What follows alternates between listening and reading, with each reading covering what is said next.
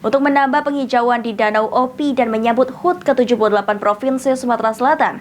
Sebanyak 78 bibit pohon ditanam Pemprov Sumsel untuk menambah serapan air dan menambah kawasan hijau yang ada di Kota Palembang. Nanti bisa di-share ke kami melalui IG. Guna melakukan penghijauan di Danau Opi, pemerintah Provinsi Sumatera Selatan bersama OPD terkait melakukan penanaman pohon di Taman Danau Opi Palembang.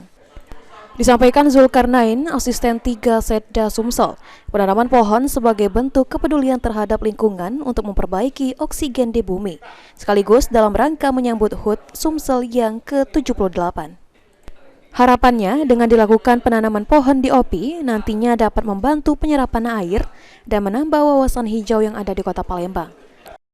Sekaligus kita ada tugas dari pemerintah provinsi, yaitu salah satunya seksi penanaman pohon, dan tugasnya untuk menambah oksigen di bumi kita ini ya, dengan melalui penanaman pohon.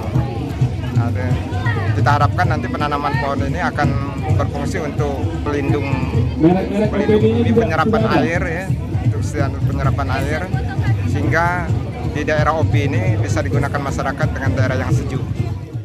Sementara itu, Panji Jayanto, Kepala Dinas Perhutanan Provinsi Sumatera Selatan mengatakan, dalam kegiatan penanaman pohon yang dilakukan ada sebanyak 78 pohon yang ditanam, terdiri dari tanaman pakis Brazil, ketapang mini, dan pule.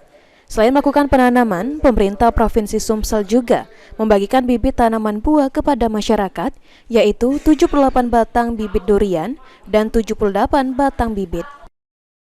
Dinas Lingkungan Hidup Kabupaten Kota itu kan dia ada ruang terbuka hijau yang sudah diperdakan. Ini kita nanti yang sudah RTH tapi belum banyak pohon kita mulai tanami di semua kabupaten kota nanti kita, karena kita ada rencana penanaman lahan per tahunan itu ada, jadi ini sudah kita tahap penyusunan dan salah satunya di sini, salah satunya di Opi. Ditambahkan, Panji nantinya setiap kabupaten kota akan dilakukan penanaman bibit pohon untuk menambah ruang terbuka hijau. Eki Saputra, PAL TV.